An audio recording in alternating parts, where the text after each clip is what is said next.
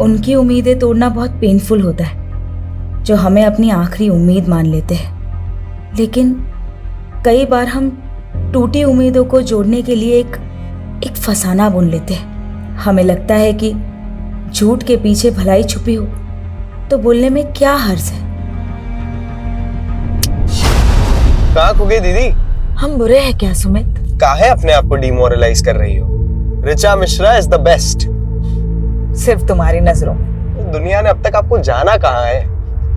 देखना, एक दिन आप डॉक्टर ही नहीं, बहुत अच्छी सिंगर भी बनिएगा।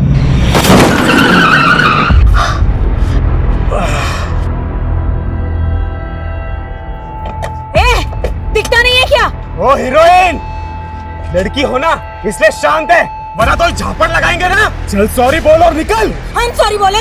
चिल्ला तो ऐसे रही है जैसे किस मांग लिया इससे। ये क्या कर रही हो? हमारी ना खोपड़ी कर साली नहीं ना देंगे, पता है मारे यहीं पे सील देंगे। चल चल पुलिस आई, चल ना चल, देखते बाद में उसको। बैठो ना यार। ये चाकू दिखा रहे थे। नहीं अरे बैठो ना।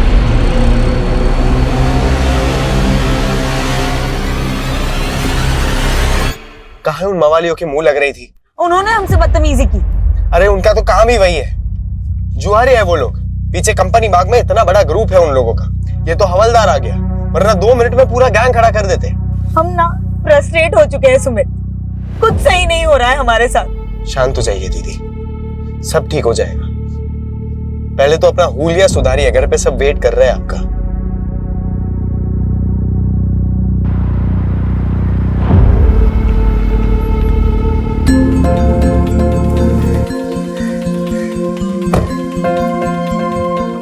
नमस्ते माँ, कैसे हैं आप? हम अच्छे, तुम कैसी हो? हम भी ठीक है। वेलकम हो बेटा, वेलकम। कैसे पापा? हम बहुत अच्छे हैं। ये क्या, आपने फिर से शर्ट के बटन ऊपर नीचे लगा लिए? अरे माँ बाप ही मिलते रहोगे या अपने बुआ को भी मिलने दोगे ऋचा से? नमस्ते बुआ। सिर्फ नमस्ते? चाइना से क्या लाई हो हमारे लिए? सॉरी बुआ, हमको तो लगा आपको चाइना का माल पसंद ही नहीं है। आओ बेटा अंदर चलो। हाँ चलो। आज हमको बहुत ही गर्व महसूस हो रहा है कि हमारी बेटी चाइना से डॉक्टरेट करके वापस हिंदुस्तान आ गई। अब हम सब लोग इसको ऑफिशियली तौर पर डॉक्टर ऋचा मिश्रा कह सकते हैं। ये सब तो ठीक है संजीव, लेकिन हमारे मन में एक शंका है। कैसी शंका दीदी? ये जो डॉक्टर की डिग्री ऋचा लाई है ना चाइना से, वो भी कहीं चाइना के माल की तरह फर्जी तो नहीं है? बुआ, आप तो 10वीं तक पढ़ी है, आपको डॉक्टर के स्पेलिंग के आगे तो कुछ आता भी नहीं होगा ना? ए बेटा, ऐसा नहीं बोलते, बड़ी है ना, बुआ है। बुआ है तो क्या हुआ, इनको भी तो सीखना चाहिए ना उस दोहे से। बड़ा हुआ तो क्या हुआ, जैसे पेड़ खजूर, पंथी को छाया नहीं, फल लागे अति दूर।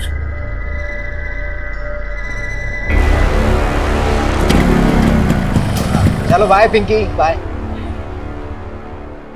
अरे काहे अब तक मुंह लटकाए बैठी है? हाँ, अरे हम बुआ भतीजे में तो ऐसे चलते रहता है। संजीव तुम टेंशन मत लो, हम जानते हैं ना, बिल्कुल अपनी माँ पे गई है। क्यों डॉक्टर ऋचा? Good night.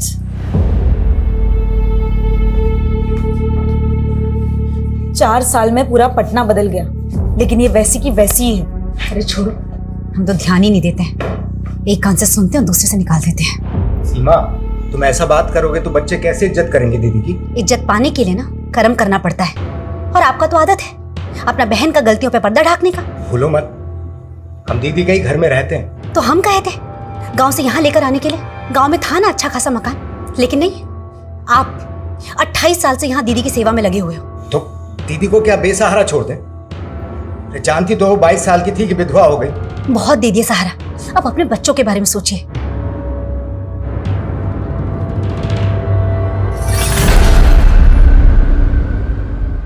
यार वही 28 साल पुरानी कहानी फिर से। ये बुआ जी को तो झेलना ही पड़ेगा। बस जो सोच के आया ना वो ठीक से हो जाए, बाकी सब तो देख लेंगे।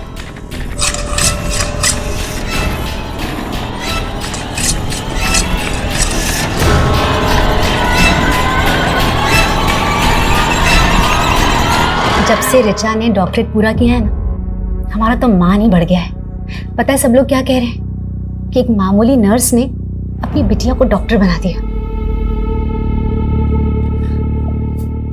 अरे वाह, बड़ा दुलार आ रहा है माँ बेटी में। हम आते हैं। हमको देख के ऐसे भाग गई जैसे नेवले को देख के सांप। हेलो। हाँ मैडम, अरे आपको बोले तो थे कि आपका वाईफाई राउटर खराब है, तो थोड़ा तो दिक्कत होगा ना। आप तो कल सुबह आ जाते हैं ना। फिर आप चलिए, ठीक है। पापा, वो एक कस्टमर के यहाँ जाना पड़ेगा। और सुमित, हमको भी हॉस्पिटल जाना है, बाइक से हमको ड्रॉप कर दो। ठीक है, चलिए हम आते हैं। हम क्या आए, सभी चले गए।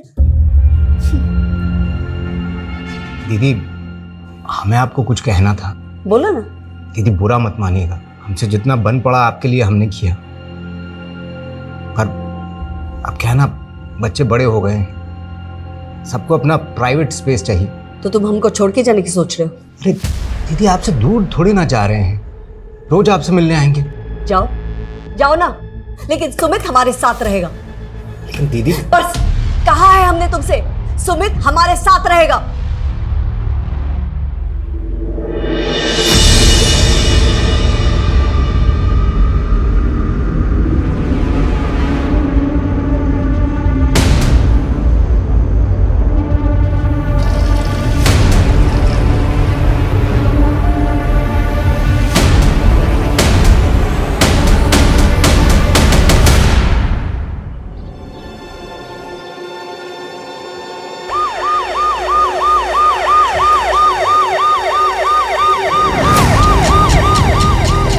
आइए सर।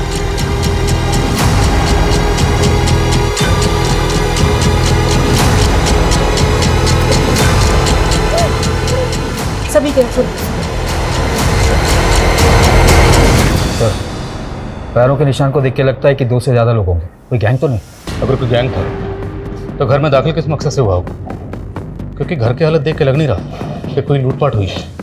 फुटमार्क्स घर के मेन डोर की तरफ जा रहे हैं, तो क्या वो मेन डोर से घर में दाखिल हो गए? सर कुछ समझ में नहीं आ रहा, किसने हमारे भाई के परिवार के साथ ऐसा किया होगा। आप भी यहीं रहती हैं? जी सर, हम वो लास्ट वाले रूम में रहते हैं। हमारे भाई का परिवार बाकी के सारे रूम में रहता है। रात को आप कहाँ थे? सर अपने रूम में थी, सो गई थी सर। तो इतना कुछ हुआ, आपने कुछ देखा नहीं, कुछ सुना नहीं? सर आपने घर में चेक किया कोई कीमती सामान, ज्वेलरी या कैश मिसिंग हो? आपने फैमिली को आखिरी बार कब देखा था? कल रात को सर, हमारी भाभी नाइट शिफ्ट के लिए जा रही थी हॉस्पिटल में, सुमित उन्हें छोड़ने गया था। लेकिन घर के अंदर तो 3 ही लाशें। आपका भतीजा सुमित कहाँ है? क्या वो नहीं था? हमें तो लगा उन्होंने सुमित को भी। आपने सुबह से सुमित को नहीं देखा? सर अपनों को मरा हुआ देखा जाता है क्या? हमारी सांसें ही भारी हो गई थी, हम तो बेहोश ही होने वाले थे, तो हमारे माली ने हमें संभाल लिया। आपने बताया कि आपकी भाभी सीमा और सुमित रात को ही निकल गए, तो फिर सीमा हॉस्पिटल से वापस कब आई? हमें नहीं पता। सीमा कौन से हॉस्पिटल में काम करती है? Saint John. आपका भतीजा सुमित करता क्या है? और कल रात को वो कहाँ गया था? सर वो वाईफाई का काम करता है, लोगों के घर में इंटरनेट कनेक्शन लगाता है। कल भी किसी क्लाइंट का कंप्लेंट कॉल आया था उसे, इसीलिए वो चला गया। फोन लगाइए जरा सुमित को। The number you are trying to call is currently switched off. Please try again later. Switch off आ रहा है। सर, हमें सर हमने सुमित की माँ के हॉस्पिटल में चेक किया। सुमित ने अपनी माँ को वहाँ रात 9 बजे ड्रॉप किया था, लेकिन उसकी माँ रात को 1 बजे अचानक नाइट शिफ्ट बीच में छोड़कर चली गई। क्यों? सर सीमा की कलीग का कहना है कि उसके घर से एक इमरजेंसी कॉल आया था और ये कॉल उसके हस्बैंड का था। ऐसी क्या इमरजेंसी थी? सर क्राइम सीन पर किसी भी विक्टिम के फोन भी नहीं मिले। समझ में नहीं आ रहा है कि संजीव ने सीमा को कॉल क्यों किया था रात 1 बजे। उस रात सुमित को भी उसके किसी कस्टमर ने कॉल किया था ना? हाँ सर, उस कस्टमर से भी बात हुई मेरी। उसने बताया कि सुमित रात 11 बजे अपना काम खत्म करके वहाँ से चला गया। तो क्या उसके बाद सुमित घर वापस आया होगा? सर मैंने सुमित के बारे में इंफॉर्मेशन निकाली तो पता चला मुरारी नगर थाने में 2 साल पहले उस पर अबैटमेंट ऑफ सुसाइड का केस फाइल हुआ है। सर 2 साल पहले की बात है। शंकर नाम के एक आदमी का भी इंटरनेट कनेक्शन का बिजनेस था। उसके छोटे भाई संकेत ने सुसाइड किया था। सुमित पर आरोप था कि उसने शंकर के क्लाइंट्स हथियाने शुरू कर दिए थे। इसी वजह से उन्हें बहुत नुकसान हो रहा था और इसीलिए संकेत ने सुसाइड कर लिया। सर केस में कुछ दम नहीं था, इसीलिए सुमित बरी हो गया था।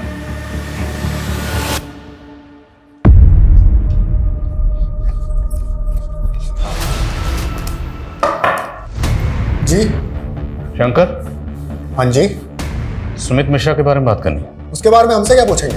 तो मर्डर हुआ उसकी फैमिली का और सुमित गायब है। तेरी खुंदक थी ना उससे? खुंदक का ही नहीं होगी सर, उसकी वजह से हमारे छोटे भाई संकेत ने सुसाइड कर लिया। पर कोर्ट में तो कुछ साबित नहीं होता। कोर्ट ने तो सुमित को छोड़ दिया था और उसके बाद तुमने सुमित को जान से मारने की धमकी दी थी। साले घर में घुस के मारेंगे, जान से मार देंगे। सुमित को नहीं मार पाया तो उसकी फैमिली को खत्म कर दिया और सुमित को गायब कर दिया। क्या सबूत है आपके पास? चल थाने में दिखा दे। लेके आओ जरा से। अरे क्या गुंडई है, क्या बदतमीजी है?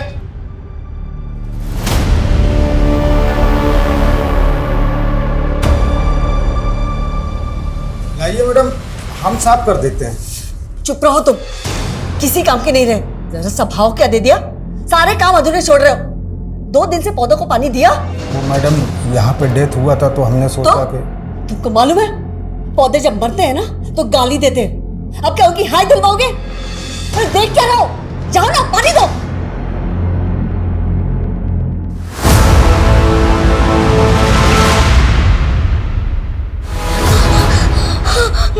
माई माई माई क्या हो गया छोरे? माई वो कोई ना है बैठे। माई जल्दी बंद कर, नहीं तो बेहतर कुछ जाएगा। ठहर जा, मैं देखूं।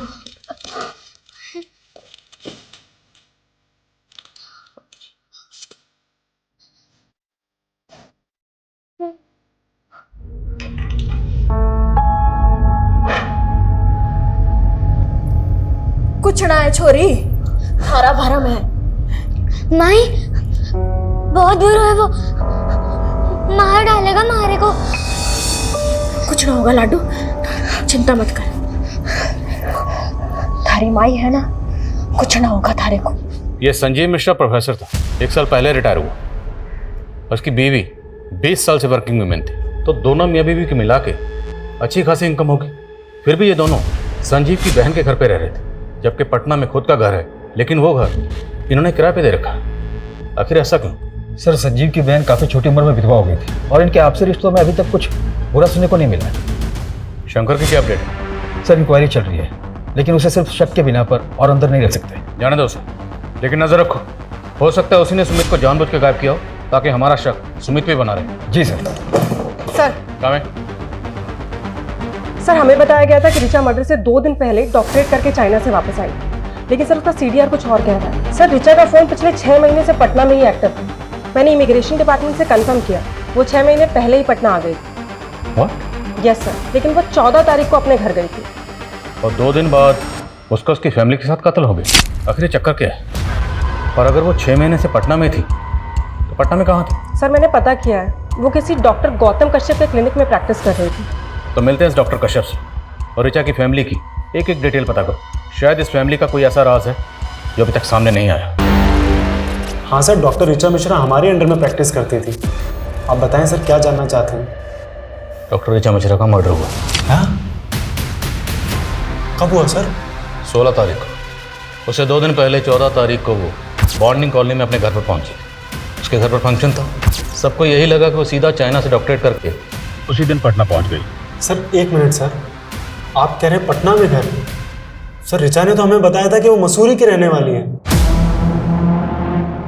इवन 13 तारीख को हमसे कह रही थी कि हमें अपने घर मसूरी जाना है। लेकिन सबको तो यही लग रहा था कि वो चाइना से डॉक्टरेट करके आई है।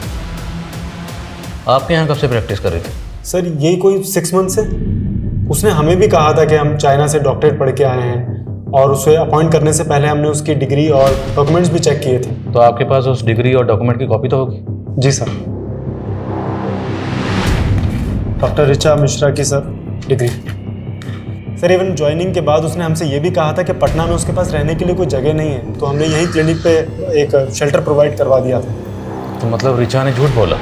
हमें तो टैलेंटेड लगती थी सर, और आजकल तो स्टूडेंट सर यूक्रेन, चाइना और रशिया जैसी कंट्रीज में जाकर मेडिसिन डिग्रीज ले लेकर आ रहे हैं, तो हमें यही लगा था कि वो भी जेन्युइन होगी। तो आपने रिचा को ना सिर्फ नौकरी पर रखा बल्कि रहने की जगह भी प्रोवाइड करवाई।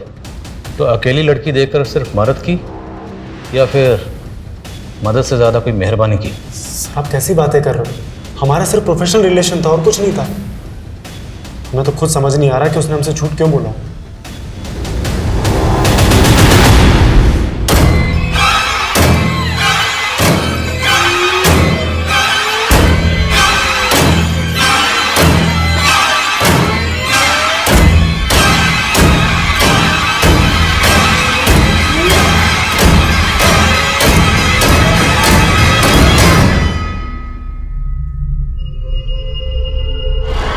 सर इतना तो क्लियर है कि 4 साल पहले रिचा ने चाइना के इसी इंस्टीट्यूट में एडमिशन लिया था और वो 3 साल तक वहीं पढ़ रही थी। लेकिन सवाल ये है कि अगर रिचा पिछले 6 महीने से पटना में रह रही थी तो पिछले 6 महीने से अपने माँ बाप से दूर क्यों रह रही थी, वो भी माँ बाप को बिना बताए? 14 तारीख को रिचा अपने माँ बाप के पास आई और 16 तारीख से रिचा का भाई सुमित गायब है। वो कहाँ गायब है कुछ पता नहीं चल रहा। सर रिचा की बुआ के मुताबिक 14 तारीख को सुमित ही रिचा को एयरपोर्ट से लेकर आया था। तो मुमकिन है कि सुमित जानता होगा कि रिचा पिछले 6 महीने से पटना में थी। सर पोस्टमार्टम रिपोर्ट के मुताबिक ये सारे मर्डर्स उस रात 3 से 6 बजे के बीच में हुए थे और सुमित को आखिरी बार उसके कस्टमर के घर देखा गया था रात को 11 बजे। उसके बाद वो कहाँ गया कोई ट्रेस नहीं मिल रहा। और पोस्टमार्टम रिपोर्ट के मुताबिक मर्डर वेपन क्या रहा होगा? सर पोस्टमार्टम डॉक्टर का कहना है कि संजीव और सीमा की बॉडी पे जिस तरह के जख्म मिले वो कोई यू शेप का धारदार हथियार होगा। यू शेप धारदार हथियार क्या होगा? सर हम रिचा के मूवमेंट चेक कर रहे थे तो एक ट्रैफिक पुलिस से इन्फॉर्मेशन मिली है 14 तारीख को रिचा और उसके भाई की गाड़ी 2 बाइकर से टकराई। सर उन दोनों लड़कों ने रिचा और उसके भाई पे हमला करने की कोशिश भी की। सर ट्रैफिक पुलिस ने उन दोनों लड़कों का पता लगा लिया था लेकिन रिचा और उसके भाई ने गवाही देने से मना कर दिया, इसलिए कोई केस ही नहीं बना। वो दोनों लड़के कौन थे?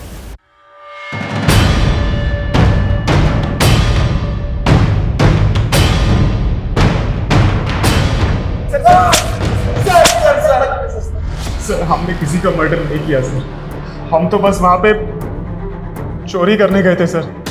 चोरी करने गए थे? हाँ सर, वो भी उस लड़की के कहने पे। कौन लड़के? रिचा, वो डॉक्टर।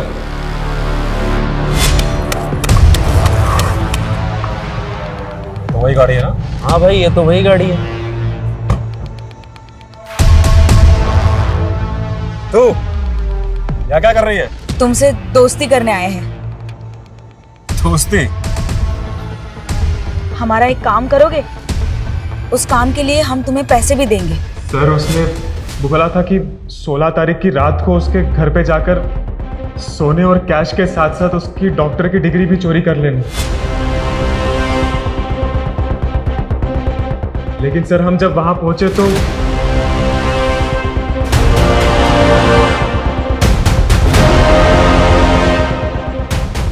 हम जैसे ही वहां पहुंचे वो पहले से ही मरे हुए थे। रिचा के साथ जो लड़का आया था वो लड़का कौन था? नहीं मालूम सर।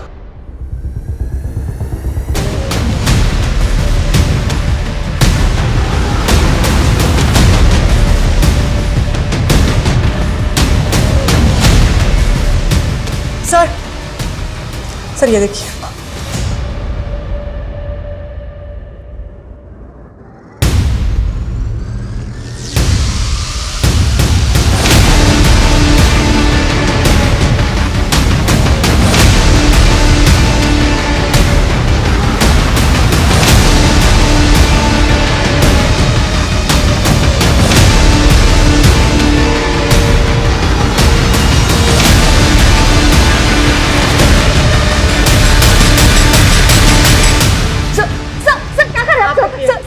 क्या इसके पीछे? कुछ भी तो नहीं है sir. Sir sir sir sir, sir ये पुराना पीछे। सर सर कुछ नहीं है इसके पीछे सर। चाबी कहाँ इसकी? नहीं पता हमें, कुछ नहीं है इसके पीछे सर। Sir sir please.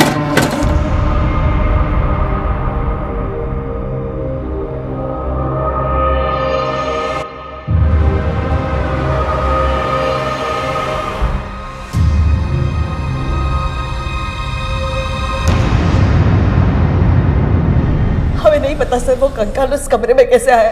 सच बोल रहे हैं हम। कैसे नहीं जानते? जिस घर में 3-3 मर्डर हुए हैं उसी में कंकाल मिला और वो भी उस कमरे में जो पीछे से जाकर बिल्कुल तुम्हारे कमरे से जुड़ता है। उस कमरे का जो दरवाजा है अलमारी लगा के उसे छुपाया क्यों गया? सर वो कमरा जो है ना 20-25 साल से ऐसे ही है, वास्तु दोष है उस कमरे में। 20-25 साल? और 20-25 साल पहले ही तुम्हारे पति की मौत हुई थी। कहीं वो कंकाल तुम्हारे पति का तो नहीं? क्या बोल रहे हैं सर? हमारे पति जो है ना दमे से मरे थे और हमने उनका ठीक तरह से अंतिम संस्कार किए थे। तो अब ठीक से बताओ उस कंकाल की कहानी क्या है, किसका है और उसे वहां कौन लाया? हमें तो लगता है ना ये सब जो है ना रीचा ने किया है, मेडिकल करके आई है ना, उसी ने रखा होगा वो कंकाल उधर। वो सिर्फ 2 दिन पहले घर आई थी। सर वो थी तो पटना में ही ना, आप ही बोले थे। सर हम कह रहे हैं आपको ये सब उसी का करा धरा है, उसी ने पूरे परिवार को व्यस्त कर दिया। परिवार?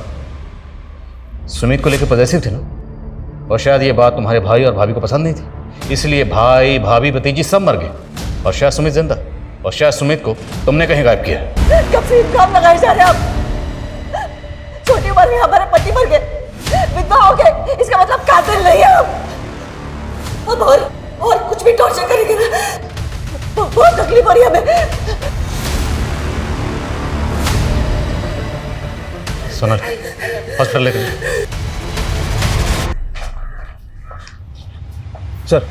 सर जय और प्रदीप ने इस लड़की की स्केच बनवाई है जो कि उस रिचा के साथ। सर मैंने रिचा के CDR को भी चेक किया, उसमें एक नितिन नाम के लड़के का नंबर मिला।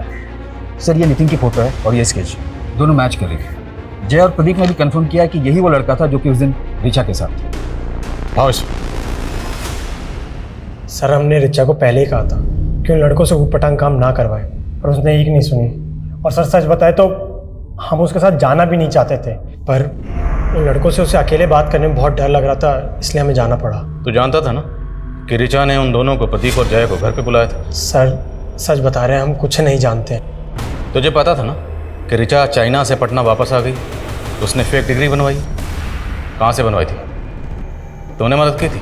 नहीं सर, हम तो पहले से रिचा के इस कदम के खिलाफ थे, पर वो बहुत प्रेशर में आ गई थी क्योंकि वो फेल हो गई थी। सर रिचा ने अपने फैमिली प्रेशर में आके कभी कोई सही डिसीजन लिया ही नहीं। उसे तो हमेशा यही डर लगा रहता था कि गलती से अगर उसकी फेक डिग्री पकड़ी गई तो उल्टा और फंस जाएगी, इसलिए वो उसे चोरी करवा के टेंशन फ्री होना चाहती थी। Tension free? उसी फेक डिग्री को दिखाकर वो डॉक्टर के यहाँ प्रैक्टिस कर रही थी। आई नो सर, पर किसने किया, कब किया, क्यों किया, उसके पेरेंट्स का किसने खून किया, सर हमें कुछ नहीं पता। रिचा का भाई सुमित कहाँ है ये तो जानता होगा ना? सर हम कुछ नहीं जानते, हम सच बता रहे हैं। जब इसकी मौत हुई होगी तकरीबन यही उम्र रही होगी इसकी। और मौत कब हुई होगी? यही कोई 5 से 7 साल पहले। पर हमें तो लगा कि ये स्केलेटन वहाँ इससे भी ज़्यादा सालों से रखा गया होगा, क्योंकि हमें जब स्केलेटन मिला उस वक्त इस पर काफ़ी धूल जमी हुई थी। लेकिन सर हमें उस धूल और मैल की लेयर के नीचे एक ऐसी लुब्रिकेंट की लेयर मिली है जो आमतौर पर स्केलेटन को प्रिजर्व करके रखने में इस्तेमाल होती है।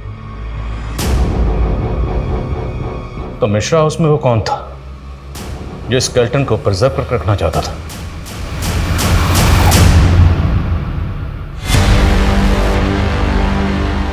सर भले ही स्केलेटन को प्रिजर्व करके रखा जा रहा था, लेकिन किसी आम आदमी के लिए स्केलेटन का इंतजाम करना इतना आसान काम नहीं है। मैंने ऐसे केसेस के बारे में सुना है जहां पर कब्रिस्तान से स्केलेटन गायब करके उनकी खरीद फरोख्त की जाती है। सेन, आजकल इस तरह की खरीद फरोख्त डार्क वेब के जरिए भी होती है। डार्क वेब एक ऐसी काली दुनिया है जहाँ पर इलीगल हथियारों से लेकर हर तरह की इलीगल और बैन चीज़ों की खरीद फरोख्त होती है। सर इसमें तो साइबर सेल की एक्सपर्टीज है और ये सोर्सेज को ढूंढने में तो काफ़ी वक्त लग जाएगा। चांस तो लेना पड़ेगा। इस केस को सॉल्व करने के लिए हमें इस केस की जड़ तक जाना होगा। इस केस से जुड़े हर शख्स के डिजिटल फुटप्रिंट चेक करो, शायद कोई क्लू मिले। सर सर हमने मिश्रा फैमिली की पिछले 4 साल की जीपीएस हिस्ट्री चेक की है सर। उसमें सुमित और उसकी माँ सीमा की 2 साल की जीपीएस हिस्ट्री चेक करने वाली है सर। करीब 2 साल पहले सुमित और सीमा राजस्थान के धुमनी गांव गए थे सर। कई सालों पहले इस गांव को हॉन्टेड माना जाता था। रूमर्स थे कि इस गांव में भूत प्रेत है। तो ये दोनों माँ बेटा उस गांव में क्या करने गए थे? इनका उस गांव से कोई कनेक्शन? नहीं सर, ये दोनों तो बिहार से ही बिलोंग करते हैं। तो हमें पता करना होगा कि सुमित और उसकी माँ उस गांव में क्या करने गए थे।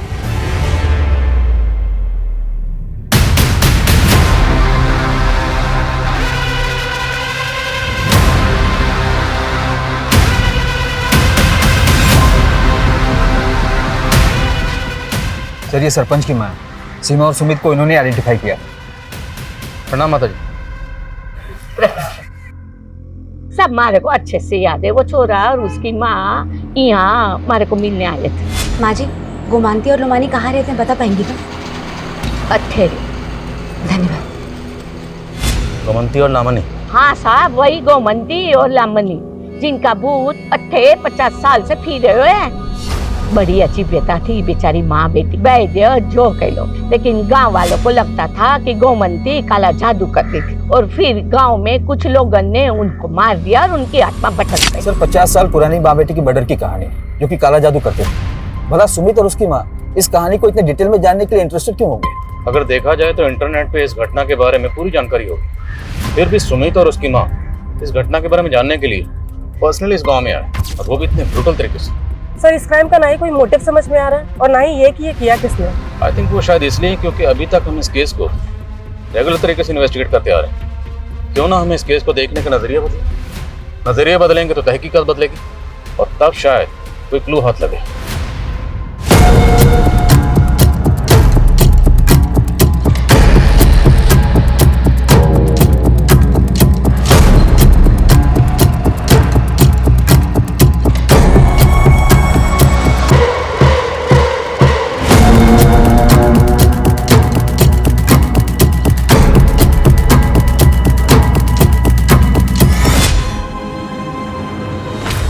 सर हमने सस्पेक्ट और विक्टिम से जुड़े सभी लोगों की लिस्टिंग की थी, लेकिन उसमें एक नाम ऐसा भी है जिस पर हमारा ध्यान ही नहीं गया, और वो है डॉक्टर गौतम कश्यप, जिसकी क्लिनिक में ऋचा काम करती थी और उसके घर का इंटरनेट कनेक्शन सुमित नहीं लगाया था। मतलब डॉक्टर कश्यप सिर्फ ऋचा को नहीं, उसके भाई सुमित को भी जानता था।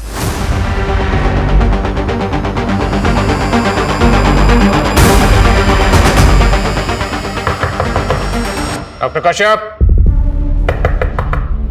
डॉक्टर कश्यप,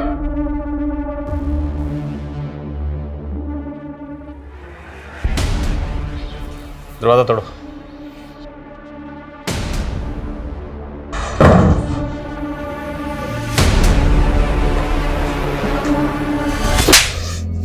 तुमने सुमित को फालतू कहानियां सुना के सुमित को हासिल करने के लिए तूने उसकी पूरी फैमिली खत्म कर दी। सिर्फ हमने ही नहीं, हमारी बेटी ने भी हमारा साथ दिया। जिन 3 लोगों ने 50 साल पहले हमें मारा था, हमने उन्हें मारकर अपना बदला पूरा किया है। गोमांती यानी हम और लामानी यानी तुम। ठीक 50 साल पहले 11 मई को हम दोनों मरे थे, और जिस दिन हम मरे थे उस दिन पूर्वा फाल्गुनी नक्षत्र था, और जिस दिन हम पैदा हुए उस दिन भी पूर्वा फाल्गुनी नक्षत्र ही था। और कमाल की बात यह है कि जिस दिन तुम पैदा हुए उस दिन भी पूर्वा फाल्गुनी नक्षत्र ही था। तो इस जन्म में तुम्हारे माँ बाप और बहन है। जी सर, हमें यकीन था कि वो तीनों ही हम दोनों के कातिल थे। वे तुम ना, वो डॉक्टर 1 नंबर का सनकी है, दिमाग खराब कर दिया उसने तुम्हारा। तो अपनी माँ को लेकर राजस्थान के गांव में क्यों गए थे?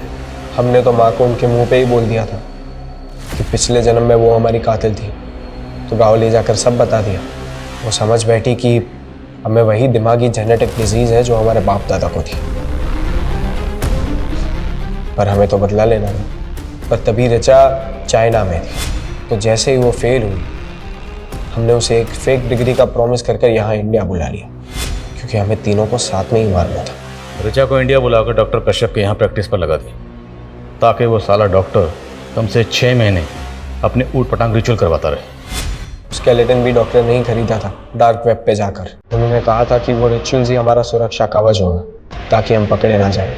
जब ऋचा ने हमें बताया कि उसने उन दोनों गुंडों को घर पे उसका वो फेक सर्टिफिकेट चोरी करने बुलाया है, तभी डॉक्टर ने बोला यही मौका है, मर्डर हम करेंगे लेकिन पकड़े हो जाएंगे। तो अपनी माँ को अपने पापा के फ़ोन से कॉल करके हॉस्पिटल से घर तुमने बुलाया था?